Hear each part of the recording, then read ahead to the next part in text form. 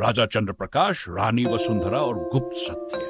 प्राचीन भारत के विशाल राज्य सूर्य में राजा चंद्रप्रकाश अपनी वीरता और प्रजा के प्रति प्रेम के लिए प्रसिद्ध थे। उनकी रानी वसुंधरा अपनी अद्वितीय सुंदरता और बुद्धिमत्ता के लिए जानी जाती थी। परंतु इस आदर्श जोड़ी के जीवन में एक ऐसा रहस्य छिपा था जिसने उनके वैवाहिक जीवन में एक अनजानी दूरी पैदा कर दी थी।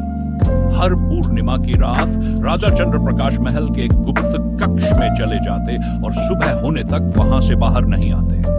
रानी वसुंधरा इस बात को लेकर हमेशा चिंतित रहती थी। एक दिन अपने संदेहों को समाप्त करने के लिए उन्होंने राजा से सीधे पूछ लिया, स्वामी, आप हर पूर्णिमा की रात उस गुप्त कक्ष में क्यों जाते हैं?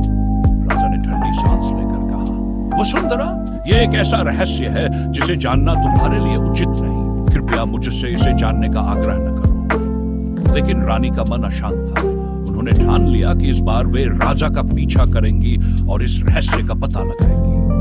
पूर्णिमा की रात जैसे ही राजा गुप्त कक्ष में गए, रानी चुपचाप उनके पीछे पीछे चल दी।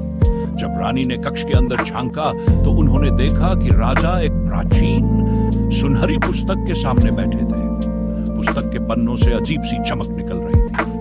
राजा ने मंत्र पढ़ना शुरू किया और अचानक उनका स्वरूप बदल गया। वे एक रौद्र भयानक योद्धा के रूप में बदल गए। रानी की आंखें भय और अविश्वास से चौड़ी हो गई।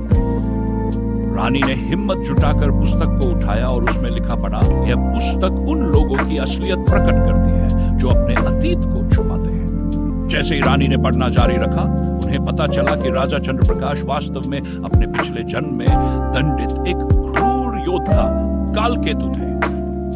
देवताओं ने उन्हें श्राप दिया था कि वे एक राजा के रूप में जन्म लेंगे, लेकिन उनकी क्रूर प्रवृत्ति हर पूर्णिमा को जाग उठेगी।